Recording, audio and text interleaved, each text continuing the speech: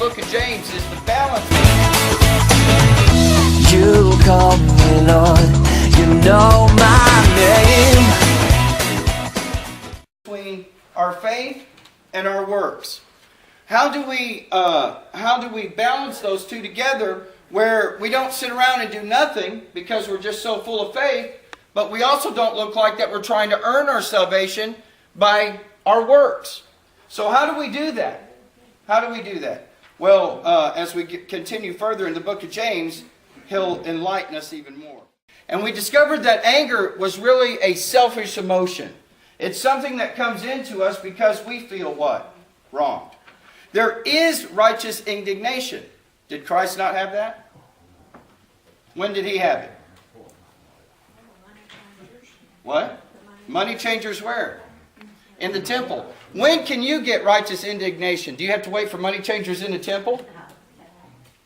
When do you get it? You get it when people come against what? Your belief system in God. You start saying, hey, wait a minute. My Bible says this, or my Bible teaches this. How many of y'all received your wedding invitations for the royal wedding yet in April? Only 1,900%. I'm still waiting. You know, actuality though, we already have a wedding invitation. Right? Marriage supper of the Lamb. We are royalty. We don't have to wait for a man to send me a letter to tell me, congratulations, the queen is sending. No, the king is talking to me.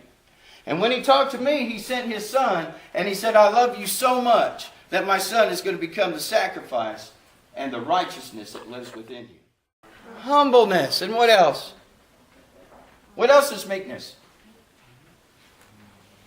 If somebody is meek to you, what are they doing? They're looking out for you also.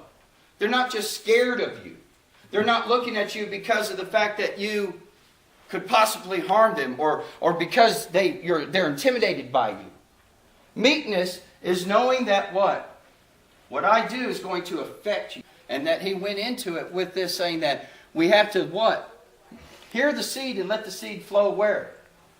In our heart. Our heart has to become tilled, good ground to receive it. So, some people you can give the word to, and what's going to happen? Other people are going to come and say, you don't need to believe that. Listen to me, you don't need to believe that. We don't want you to believe that. And what happens? The seed gets devoured up, and there is no plant, no growth, nothing. And then the next part says that he threw it, and there was what? Not much earth. Well, they start to believe it, and they have it there, but yet their roots are still where? In the world. They start thinking, well, I can do this, I can do that. I can come to church twice a week, I can do this. My life isn't really living for it. Then all of a sudden, you get into a problem, you get scorched, and then what happens? Where are you, God? It's your fault. James tells us what? Not to blame God. It's not God's fault. Then it falls among thorns. Different doctrines. That's what I look at it as. Thorns. It falls into thorns and this type of thing. Different doctrines. People start adding different books to the Bible. And they start saying, this is the way it is. This is the way it is. It becomes so thorny and entrenched that you start cutting and bleeding yourself in order to understand more about you instead of about God. How does God affect you? What did God do for you? He redeemed us. Did he have to? No. Sure didn't, did he? He could have started all over again. But he said, I want what? A relationship with man. And what did he do? He sent his only son to die on a cross. A beggar's death. A criminal's death.